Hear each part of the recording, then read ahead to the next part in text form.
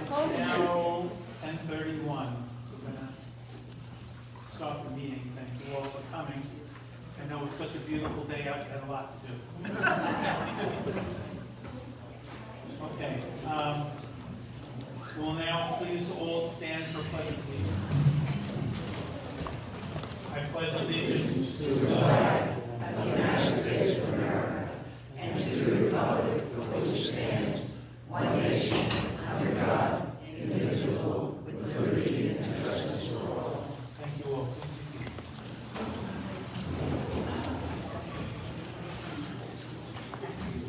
And now I would ask that we have a moment of silence for our recently departed residents, friends, and neighbors, as well as all those suffering around the world. A moment of silence, please.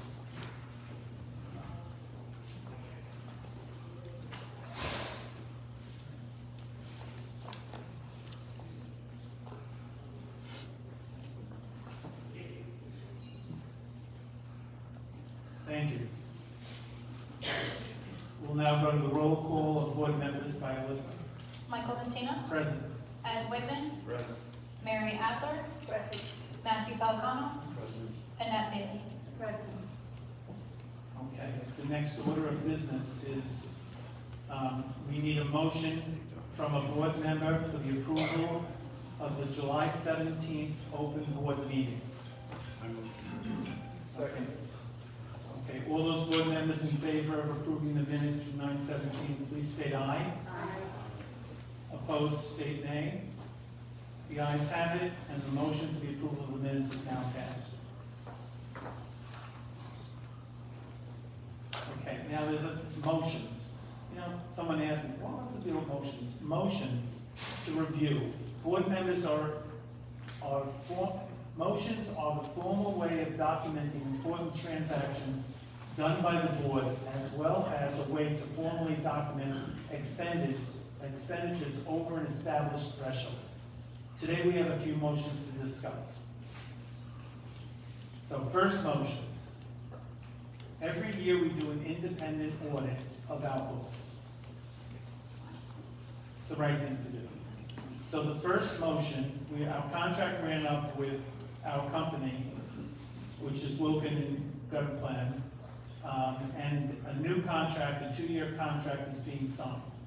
So we will continue doing an independent audit next year and the year after.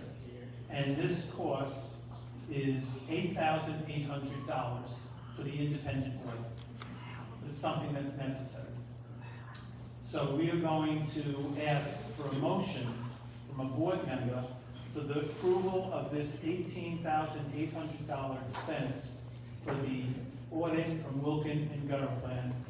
May I please have a motion? I call for a motion to approve the proposal submitted by Wilkin and Gutter CPAs to proceed. Pull the mic down. Can you hear me? No, pull the mic down.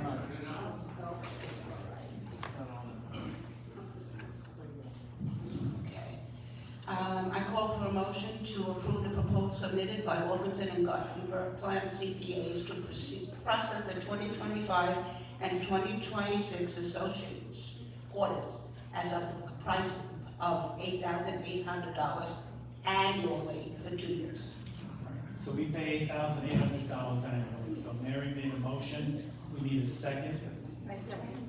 Okay, all those board members in favor of this motion, please state aye. Opposed, state nay. The ayes have it, and the motion for the approval of the annual audit is now approved. The second motion is for the 2025 planned annual repair of concrete walkways throughout our community. The contractor, Quality First, will be replacing approximately 4,600 square feet of concrete at an expense of $72,632. Now, what is this all about? Yeah, what is that? The tree roots have been raising up our sidewalks throughout the entire community.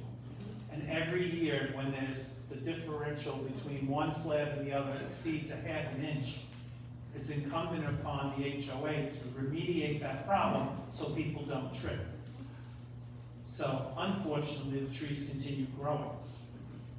And more sidewalks are being raised. And last year, I want to say the amount that we spent was about $60,000. And this year, it's more. Now, the good news is that we have somebody, Matt, who knows what the proper price for concrete should be. And this happens to be a good price per square foot. But the second reason why we do it, first, it's the right thing to do. Secondly, you don't want people tripping. And thirdly, we report to our insurance carrier all the actions that we take to make the environment safer so that our insurance premiums don't raise up. Now, this is a lot of money, let's be clear. But the flip side of that is that we have unsafe sidewalks. And when people are walking their dog and they're paying attention to the dog or the phone, and they trip and fall and they face plant, that's not a good thing either. So we are looking for a motion for this repair by Quality First to the tune of $72,632 to be done by Quality First. May I please have a motion by a board member? Okay. May I please have a second for this motion? I second. Okay, all those board members in favor of this motion, please state aye. Members opposed, state nay. The ayes have it, and the motion for the repair of our walkways is now passed. A lot of money. A lot of money. The third motion is a follow-up from last month's meeting in regard to expenses that we incurred related to irrigation. If you remember, and I stated a wrong number, I thought it would be cheaper. Wells number, we have 8 wells in this community. Well number 2 and well number 6 failed. And when we pulled up the well, the pipes were disintegrated. So we replaced 2 wells, pipes, pump, everything, and the labor associated. The original estimate that we threw out there, we were hoping one of them wouldn't be a total replacement. I had stated that it was going to be somewhere around $13,000, and the repair is now come in for both of the wells at $16,800. And it was repaired. But at last meeting, we did not have a definitive number, so in order to follow appropriate protocol, we will now have a motion for the work that's already been completed for the $16,800. May I please have a motion by a board member for approval, for motion on this item? Matt, second. All those board members in favor of this motion, please state aye. Opposed, state nay. The ayes have it, and the motion has been passed. Again, that work has been completed. The thing that I'm most worried about is it's 2 of 8. They all went to the ground around the same time. Get ready, finance. Next year, it's just the way things go. All right, we'll now move on to the president's report. Again, a follow-up from our last open board meeting. From our government committee, the first is in regard to our recently received tax bill. We should have all received a preliminary tax bill for the 3rd quarter of this year. This bill came in with sort of an asterisk on it. That being, the school tax is now being calculated. There was an increase in the school tax that was not in our estimated tax that we received already. So that meant when there was no increase in our municipal tax, that's what came from our mayor. That did not include the increase for the educational tax. Now, this has been estimated by our government committee that it's going to fall in the realm of $3, $4, $5, possibly $600 per resident. So the idea here is to inform people, because you don't want to get a surprise bill, let's say at the end of October, for $400 more planning. Our best calculation from the government committee is it's going to be in that realm.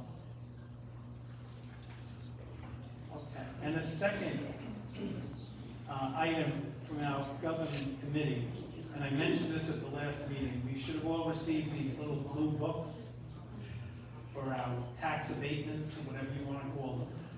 And I'm going to read an article. This is actually going to go in the views. This is from our government committee. Last winter, the DOT mailed blue application books, Form PAS1, to New Jersey seniors. Form PAS1 is a combined application to the Senior Freeze, the Anchor, and Stay New Jersey Relief Program. The DOT will not automatically file the PAS1 for taxpayers 65 years and older. You must file in bold the PAS1 to receive the Anchor benefit. If you did not receive or misplaced your blue application book, contact the DOT. This year's benefit is based on the residency, income, and age from 2024. In August, the DOT mailed Anchor benefit confirmation letters to qualified homeowners. If you submitted a PAS1 application and did not receive a letter, you should contact the DOT directly through the DOT website or call. I'm not expecting anyone to write it down. There's a number, but this is going to be in the views. That's my understanding. Okay, so the blue book needs to be filled out in order for you to be eligible on a go-forward basis.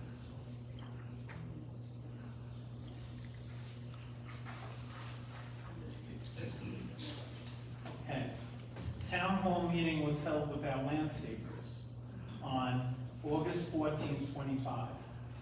I would like to advise all residents who did not attend to view the video online so as to be brought up to date on the latest in regard to this topic. Ray will be expanding on this topic as part of his report. Okay, moving on, the pool. We are coming to the end of yet another successful outdoor pool season, thanks to our dedicated pool committee. As is our usual practice, the outdoor pool was scheduled for the last day being open to be Monday, the holiday, 9/1. Thanks to the pool committee's extra efforts, the outdoor pool will have coverage to stay open an extra 2 weeks. Thank you, pool committee. This, of course, is weather dependent. Hopefully it's not like this. So what this means is that starting on Tuesday, September 2nd, visitors under the age of 19 will not be able to swim outdoors.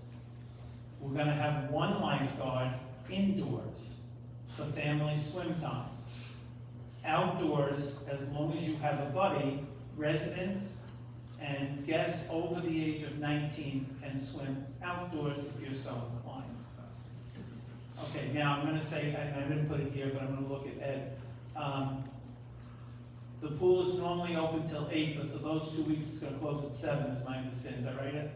Yeah, because just that's the way it's going to be. So we will have that available.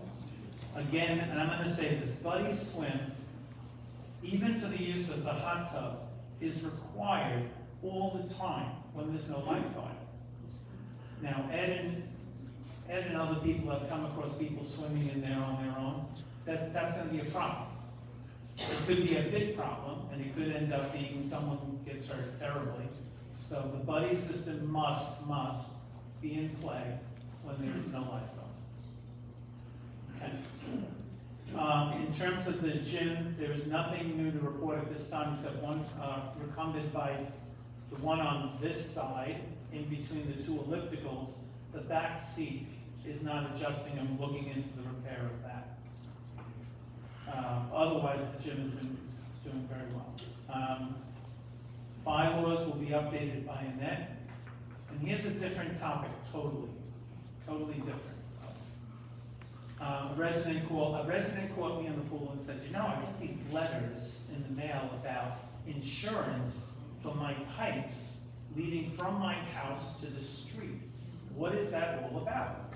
And I said, those pipes are yours. If something goes wrong, it's yours. The bill is yours. He said, but this thing said something about $30 a month, and I said, and I told that individual, call your homeowner's insurance. She did, and I got a thing yesterday saying, oh my God, for $42 a year, I now have $20,000 worth of coverage on these pipes if it breaks, as opposed to spending $40 a month, or whatever it was. And she asked that I bring that up here. So Do I think you should have that? I have it. I add it to my homeowner's policy. If something goes wrong, and even to the effect that if the sewage backs up into my house, I have coverage for that repair as well. So you don't want to have a problem. Now, we could argue, oh, it's not going to break this, that, and the other. That's an individual's decision, all right? But for $40 a year, it, could be peace of mind. Okay, the last thing that I have is our beautification project. The gazebo project has been completed. The gazebo is now accessible to all using the walking path. I think the only thing left is that we have to redirect some of the spotlights so it looks a little bit prettier, but that has been totally completed. So it was real nice. My wife and I came home Sunday night and we saw 4 people sitting in the gazebo. Just that was something.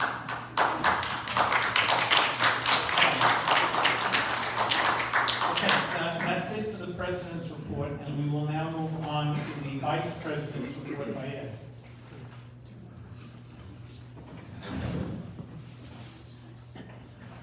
Welcome, and thank you for coming. Couple of items, just first of all, general reminder, there's no parking allowed on either your lawn or overlapping the walkway of your home. If it's necessary temporarily to have another car that you can't accommodate on your own property, it's possible to secure a permit to park it behind the clubhouse here on a temporary basis. You just report to the office that you have a need for that, and I believe the term is like 30 days. So you can get a permit, but there's no parking either on your grass or on overlapping the walkway. So remember that. Secondly, regarding cars, it's important to register your vehicles with the office so that we know what cars belong to what home. This minimizes your risk if you do need to park on the street overnight or you accidentally leave it on the street overnight. If we don't know who you are, you're liable to be towed, and that comes at your expense. So make sure that you register your vehicles with the office so we know that who's who and it does belong to a resident so they don't get towed. And the third point is a reminder that next open board meeting on September 18th will include a report by our attorney, Dave Merritt, on the status of our defense against the lawsuit being brought against us. So far, the legal expense that we've incurred defending against this suit is $61,000, which I would remind you, if you do the arithmetic, works out to $65.87 for each one of you as homeowners. All thanks to that report again, so make sure you mark your calendar to attend. September 18th is the open board meeting, and at that meeting, Dave Merritt, our attorney, will give his report. There is a court appearance scheduled for September 5th, where the judge will review the motions being made by both parties to the suit, and he will, for the first time, perhaps make a ruling on those motions, which may bring this whole thing to a happy conclusion. So, thank you. Okay, thank you, Ed. We'll now move on to Mary for the treasurer's report. Mary?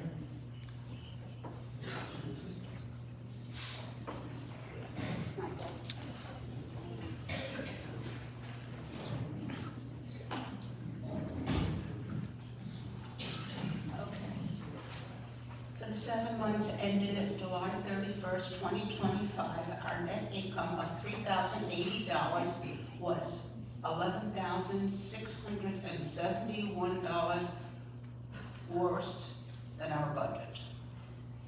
The principal factors that contributed to the unfavorable variances were our income was $51,000 better than the budget, and the better income performance was due to the increased income from closing on homes, resales, which was $7,000 better than the budget. We sold 33 homes versus a budget of 28. This was combined with a final carryover deficit from last year of $3,726, which was $29,874 better than the budget. Carrying over deficit was $33,600. Late fee fines and miscellaneous income accounted for the remainder of the favorable variance. Expenses. Expenses were budgeted for the 7-month period of $62,728 due to two principal factors. Our property manager and professional fees, we discussed that last time, that they will change as soon as everyone is settled in. It's not your fault. Additionally, our landscaper and ground maintenance cost was $35,000 over budget. These increases were partially offset by lower or no snow removal costs and timing of income tax payment of $9,536. There were other variances, pluses and minuses, when you put them together, they balanced each other's out. I'm not going to go through every one of them.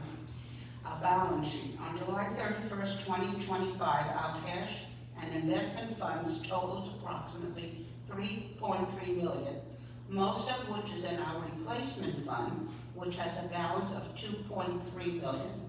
The funds are invested in CDs insured by the FDIC, in U.S. Treasury notes, and money market funds, and we do keep some money in cash for emergencies. Thank you.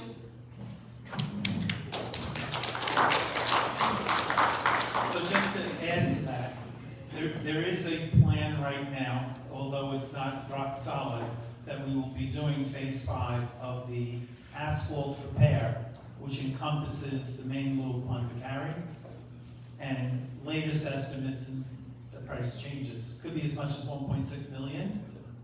So when we hear that we have 3.3, half of that is gonna go towards the road, and hence that's why the last couple of years, we kind of stalled that project to recoup some money so that we didn't deplete our funds more significantly than 50%. I guess we can all understand that, but as of right now, working with finance, there is a plan to do that phase 5. So just wanted to bring that to your attention. Okay, so that takes care of Mary. So now we'll move on to the secretary's report by Matt. Good morning. There's really not much to report except we just want to tell everybody the shade trees on your property are your responsibility. And we're just asking everybody to trim them back off the sidewalk so when people are walking and everything else, nobody gets poked in the face. But they are your responsibility, all the shade trees on your property. Okay? Thank you. Bailey is able to gulp that down. Okay. We'll now move to the Director of Large report from Annette. Good morning, everybody.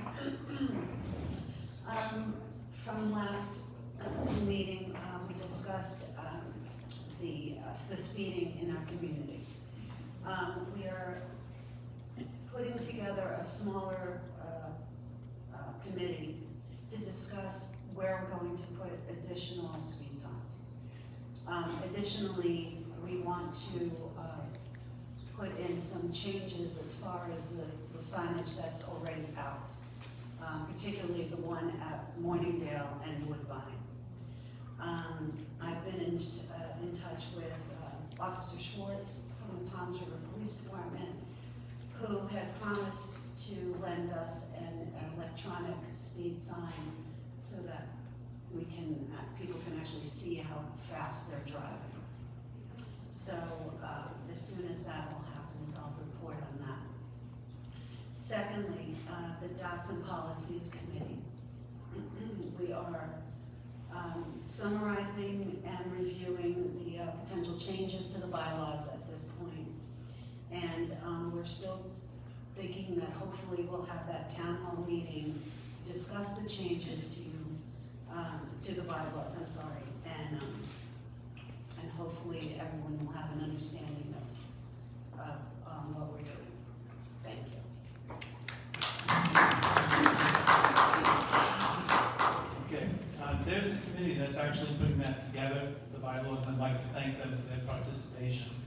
If you remember, we did restricted documents, which is the top governing document, and then they have to marry up to our bylaws.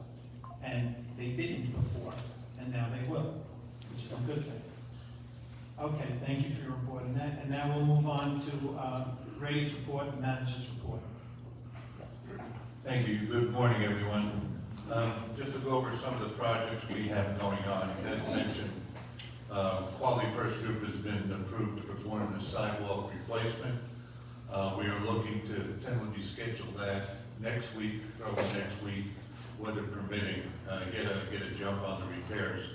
We will be sending out notifications via email and robocalls prior to this weekend, just to let you know what's going on.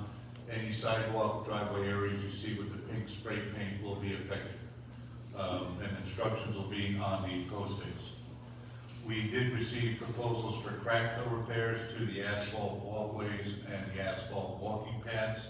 We're just still brushing up on that. We have three local vendors that came in on that. They were all within comparative pricing with the asphalt. However, they've differentiated on the asphalt walkway as to whether we can crack fill or replace. So we're still trying to get everything apples to apples, and we should have that taken care of shortly for the board and finance to review. Irrigation, as we mentioned, the repairs are on the rise as this is a 30-year-old system. And aside from the upgrades in the weather track system installations would have been planned over up until next year, structural repairs are being completed as well. We are pursuing reimbursement from the Ocean County DPW on irrigation repairs that were performed at the Whitesville Gate. County had recently put in sidewalk and cut up all our lines, so we had to repair those, and they haven't responded to me as of yet, but we're pretty persistent, so we'll see how we go with that.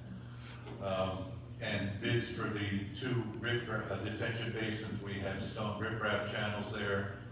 We have the quotations in, and we are reviewing that as well.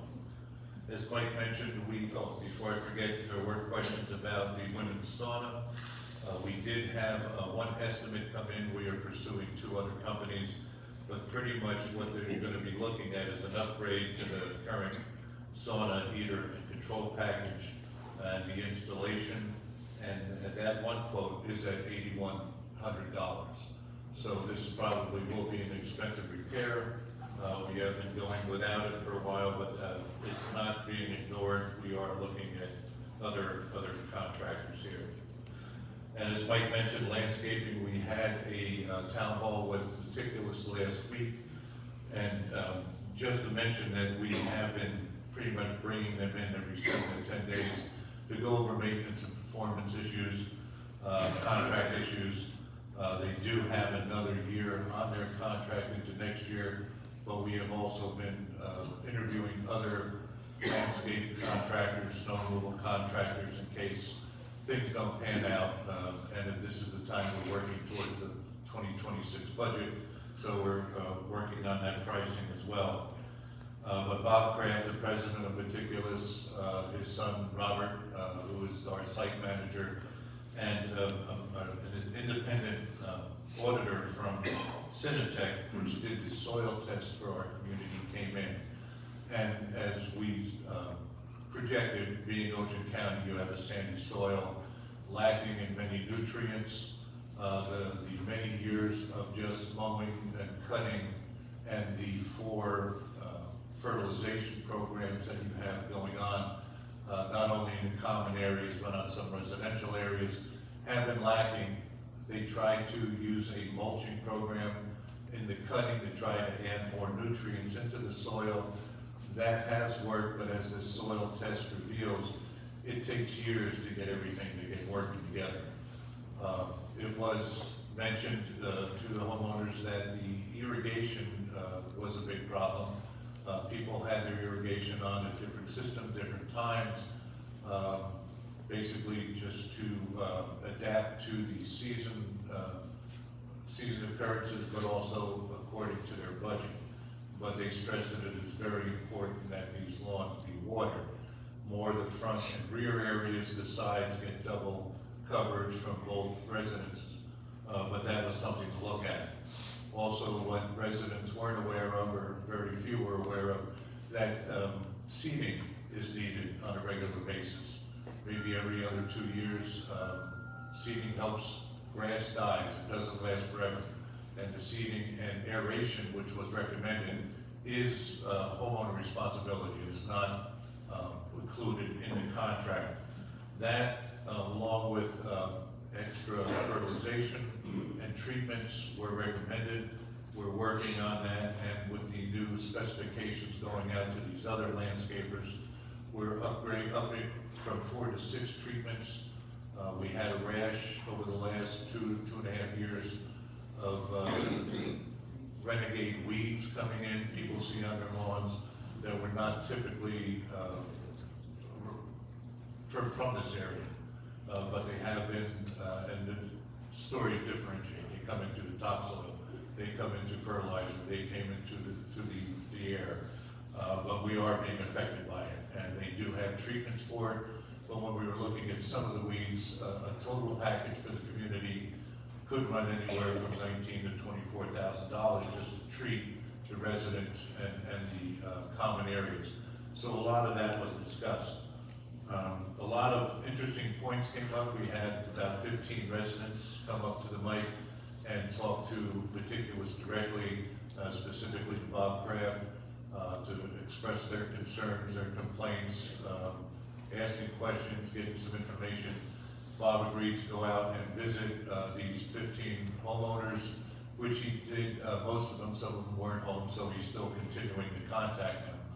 And they met with favorable results. And that's why we ask that if you have any complaints at all, please put in a concern sheet, any complaints, not on the landscape. But this gives us an accurate tracking method as to giving the appropriate contractor your information. They can get out there, we can follow up with what happened, and hopefully there's a happy results at the end of it. The copies of these soil tests are available at the office if anybody is interested in that. We were also, it was also mentioned that last year during the snow removal project, Meticulous did compact one plowing that the township did not authorize.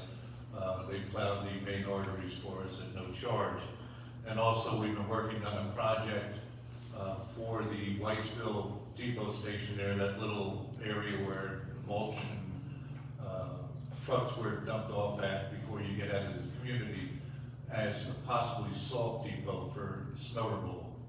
Rather than have the salt in the clubhouse or annex parking lot, we were looking at ways to build that up, maybe a concrete or asphalt pad there that we could store our salt during the winter. It's not an eyesore for people driving around the community.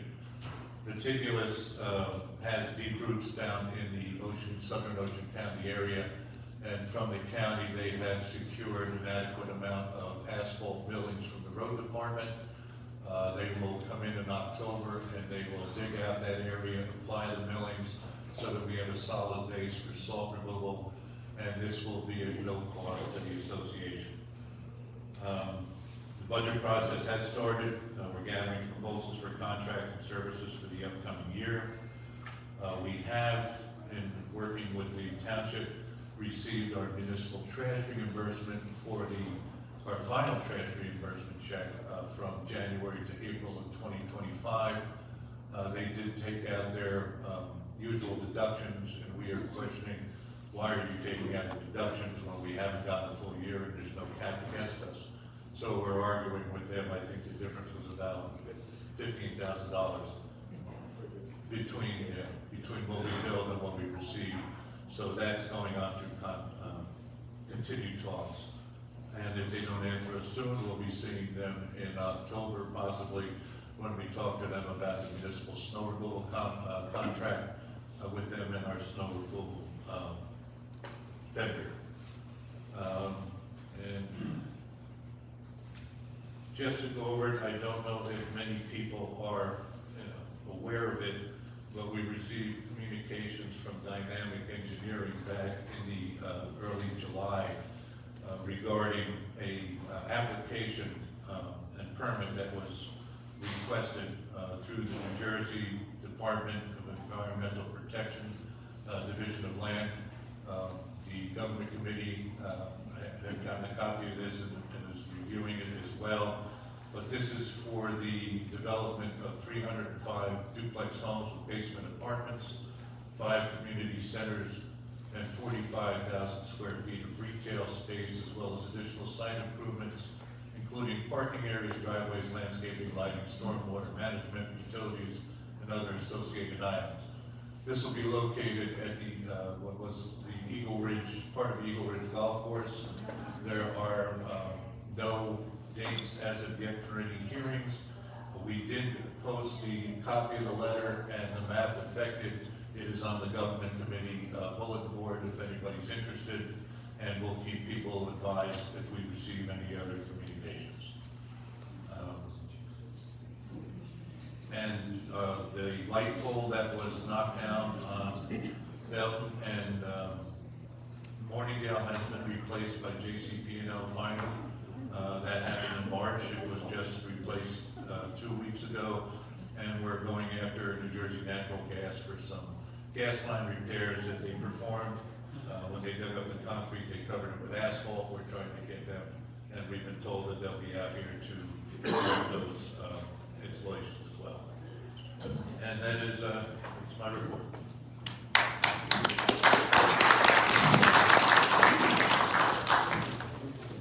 So a lot going on. Just one thing I want to mention. Copies of the budget, for anyone who's really interested in the details of the budget, you can just ask at the office. You're all entitled to it if you're so inclined. I think our finance committee does an excellent job. And with the audits, you know, we keep everything on the up and up, on the straight and narrow, which is the way it's supposed to be. So I recently went to a friend's house who had other friends over, and I think it was Leisure Knoll, one of my friends lived there. And their pool has been out of commission for a year for repairs. So we're not the only ones experiencing the age of what we have and the repair of that. The idea is to stay ahead of it, and finance has done an excellent job along with the KIPCON report about, you know, expected life expectancy of things, but stuff happens. I'm waiting for my refrigerator to die because it sounds like an airplane's taking off. I don't know. It's 9 years old. It's gonna go. You know, so you know, stuff breaks. May I now please have a motion from a board member to complete the business portion of this meeting? Make a motion to close the meeting. May I, Matt, second. All those board members in favor of closing the business portion of the meeting, state aye. Opposed, state nay. The business portion of the meeting is now closed, and we'll now move on to questions and answers.